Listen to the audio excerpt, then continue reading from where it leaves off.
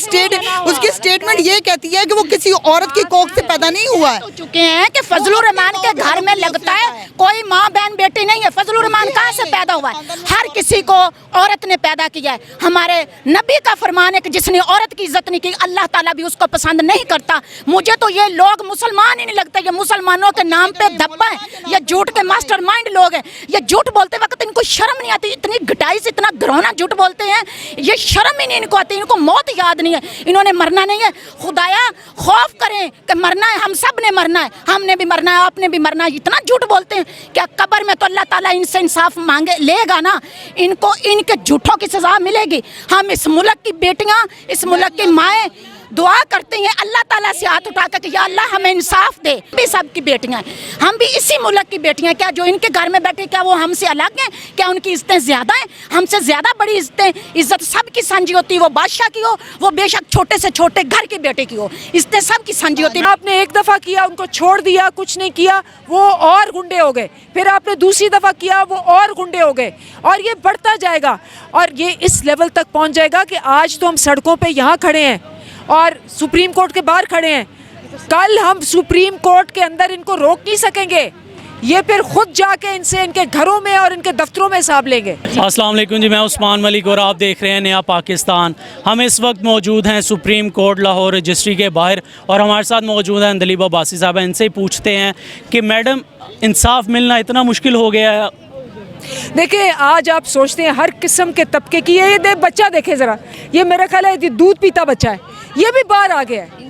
आज हम हज़ारों माएँ बहनें बेटियां बच्चे ये कहने आए हैं कि आप इतने घटिया, इतने गिर गए हैं कि आपने लोगों के कमरों में, लोगों की ख़ानदानों में रात के पहर को बुज़दिली के साथ, बेशर्मी के साथ अटैक किया है। हम इंसाफ लेने आए चीफ जस्टिस साहब। हमारा सवाल ये है कि इंसाफ तो अंधा होता है, लेकिन क्या इंसाफ देने वाले भी अंधे हो गए हैं? क्या उनको नज़र नहीं आ रहा कि 75 साल के आदमी को रात के 3 बजे इतने छोटे छोटे बच्चियों के सामने जो उन्होंने मेंटल ट्रॉमा दिया है, क्या उनको शर्म नहीं आती? कि चीफ जस्टिस साहब, हम आपसे पूछते हैं कि आपकी बहनें किधर हैं, आपकी माएँ किधर हैं, आपके पोते पोतियाँ किधर हैं? अगर उनके साथ ये होगा तो आप बैठे रहेंगे? अभी तक इतलात के मुताबिक 40 से 50 FIRs करवा दी गई। क्या ये कानूनी जायज़ है एक ही मुकदमे के ऊपर? मैं इसीलिए चीफ जस्टिस साहब को दोबारा पूछती हूँ कि चले हमारे लिए नहीं, हमारे बच्चों के लिए नहीं, आप अपना सोचें। एक FIR के अलावा दूसरी FIR एक टॉपिक पे नहीं हो सकती। ये अदालत का हुक्म है और वो आपके हुक्म को धज्जियाँ उड़ा रहे हैं। आप अपने लिए नहीं, हमारे लिए नहीं, अपने लिए सोचें कि आपकी तौहीन 37 दफ़ा की है, 37 FIR है, कम से कम उस पर तो कुछ करें। ठीक है मैडम, अभी जो पिछले ही दिनों हाल ही में मौलाना फजलुर रहमान साहब ने एक घटिया सी स्टेटमेंट दी, क्या कहेंगे इसके ऊपर?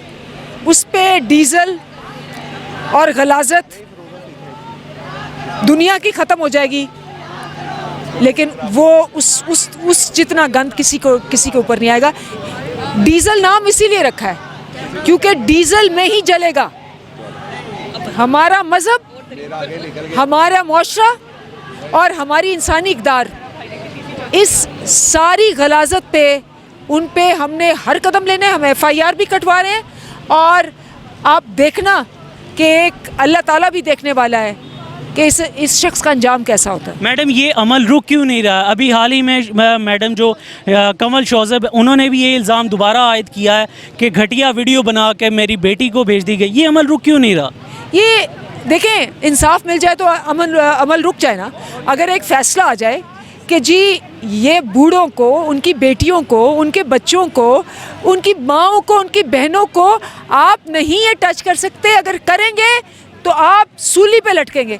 एक दफ़ा ये फैसला आए और एक बंदा फांसी पर चढ़ जाए, उसके बाद किसी की जरूरत नहीं होगी। लेकिन आपने एक दफ़ा किया, उनको छोड़ दिया, कुछ नहीं किया, वो और गुंडे हो गए। फिर आपने दूसरी दफ़ा किया, वो और गुंडे हो गए, और ये बढ़ता जाएगा और ये इस लेवल तक पहुंच जाएगा कि आज तो हम सड़कों पे यहाँ खड़े हैं और सुप्रीम कोर्ट के बाहर खड़े हैं, कल हम सुप्रीम कोर्ट के अंदर इनको रोक नहीं सकेंगे। ये फिर खुद जाके इनसे इनके घरों में और इनके दफ्तरों में हिसाब लेंगे। क्या वजह इधर आने की? नहीं तो आप एक मुहब्बे वतन पाकिस्तानी नहीं है, आपको नहीं पता है कि हमारे आज़म स्वाति के साथ एक 75 साल बूढ़े के साथ क्या सलूक किया है इन्होंने। ये इम्पोर्टेड हुकूमत ने अपनी गंदगी की हद तक ये गिर चुके हैं और ये हमेशा अपना रिकॉर्ड खुद ही तोड़ते हैं। और इन्होंने जुल्म की और घटिया घिनौनी हरकत की, इन्होंने हद कर दी है। और हम माएँ बहनें बेटियां इस चीज़ की आवाज़ उठा रही हैं कि उनको रहा किया जाए, और जो उनके साथ सलूक किया है उनके हवाले से हम लोग बाहर निकले हैं कि एक बापर्दा औरत की जिस तरीके से इन्होंने वीडियो लीक की है, इनको खुद अब उसमें शर्म में मर जाना चाहिए। जी मैडम, क्या वजह है आपके यहाँ पे आने की? हमारी ये वजह यहाँ आने की कि जो कुछ ये लोग कर रहे हैं, ये डीजल ने जो की ये बात, या कि डीजल के घर में माँ बहन बेटी नहीं है कि हम अलहदा हैं, हम भी इस कौम की बेटियां हैं, हमें इंसाफ मिलना चाहिए। और जो आज़म स्वाति की बीवी की इन्होंने वीडियो लिंक की, क्या इन्हें शर्म नहीं आई? इस मुल्क में लगता है कि अब इंसाफ किसी को नहीं मिलेगा। हम पाकिस्तान सुप्रीम कोर्ट के जस्टिस से ये सवाल करती हैं, माँ बहन बेटियाँ इल्तिजाज करती हैं और इल्तिजा करती हैं कि हमें इंसाफ चाहिए और आज़म स्वाति को रिहा करें। तौबा, अब बस करें, अब पाकिस्तान की इज्जतों को कुछ हिफाजत में रहने दें और इन औरतों की कुछ तो इज्जतें पामाल ना करें। हम भी सबकी बेटियां हैं, हम भी इसी मुल्क की बेटियां हैं। क्या जो इनके घर में बैठे, क्या वो हमसे अलग हैं? क्या उनकी इज्जतें ज़्यादा हैं? हमसे ज़्यादा बड़ी इज्जत सबकी सांझी होती है, वो बादशाह की हो, वो बेशक छोटे से छोटे घर की बेटे की हो, इज्जतें सबकी सांझी होती है। बेटियां मुझे ये बताइएगा, फजलुर रहमान साहब ने भी एक बड़ी इंतहाई घटिया स्टेटमेंट दी है, आप उस स्टेटमेंट के ऊपर क्या कहना चाहेंगी? नहीं, वो तो किसी औरत का पैदा किया हुआ ही नहीं है। उसकी स्टेटमेंट ये कहती है कि वो किसी औरत की कोख से पैदा नहीं हुआ है। तो चुके हैं कि फजलुर रहमान के घर में लगता है कोई माँ बहन बेटी नहीं है। फजलुर रहमान कहाँ से पैदा हुआ है? हर किसी को औरत ने पैदा किया है। हमारे नबी का फरमान है कि जिसने औरत की इज्जत नहीं की, अल्लाह ताला भी उसको पसंद नहीं करता। मुझे तो ये लोग मुसलमान ही नहीं लगता, ये मुसलमानों के नाम पे धब्बा है, ये झूठ के मास्टरमाइंड लोग हैं। ये झूठ बोलते वक्त इनको शर्म नहीं आती, इतनी घटाई से इतना घिनौना झूठ बोलते हैं, ये शर्म ही नहीं इनको आती, इनको मौत याद नहीं है, इन्होंने मरना नहीं है। खुदाया खौफ करें कि मरना है, हम सब ने मरना है, हमने भी मरना है, आपने भी मरना है। इतना झूठ बोलते हैं, क्या कब्र में तो अल्लाह ताला इनसे इंसाफ मांगे लेगा ना? इनको इनके झूठों की सजा मिलेगी। हम इस मुल्क की बेटियां, इस मुल्क की माएँ दुआ करते हैं अल्लाह ताला से हाथ उठाकर कि या अल्लाह हमें इंसाफ दे और इनको इनके जुल्म के किरदार कैफरे किरदार तक पहुंचा। मैडम, क्या है वजह यहाँ पे आने की, क्या पैगाम देंगी? हम लोग पैगाम ये देंगे, जो फजलुर रहमान ने स्टेटमेंट दी है वो इसलिए दी है क्योंकि उसके अपने घर में ये सब कुछ होता है, तो वो ये समझता है कि शायद पूरे पाकिस्तान की माएँ बहन बेटियाँ ये सब कुछ करती हैं। ये उसकी अपनी सोच है, उसके घर में ये सब कुछ होता है, उसको एक्सपीरियंस है, इसलिए उसने ये बयान ख़वातीन के बारे में दिया है। कल कवल शोज़ब साहिबा ने भी कॉन्फ्रेंस की, उन्होंने भी बताया कि उनकी वीडियोज़ फेक वीडियोज़ बनाई गई हैं और उनकी बेटी को भेजी गई हैं। ये सब करवाने वाली मरियम नवाज शरीफ है, ठीक है। उन्होंने पाक सरजमीन को गलीज़ कर दी है, ठीक है। मरियम नवाज शरीफ के घर में उसकी अपनी रियल वीडियोस भी ऐसी चली जिनको फ़र्क नहीं पड़ना, क्योंकि वो इन चीज़ों की आदी है, वो ऐसी वीडियोस बनवाती है, उनके पास इस किस्म की जहनीत है जो इस किस्म की वीडियोस बनाते हैं और फिर फैमिली की खवातीन को सेंड कर दी जाती है। ये उनकी अपनी तरबियत है जो ये सब कुछ करते हैं। नवाज शरीफ की तरबियत है, ठीक है, इसलिए वो गैराजन है। मरियम नवाज को सब गैराजन कहते हैं। नवाज शरीफ तो अपने मरने की दुआएं करते हैं डेली के, उसको कैसी गलीज़ बेटी मिल गई है।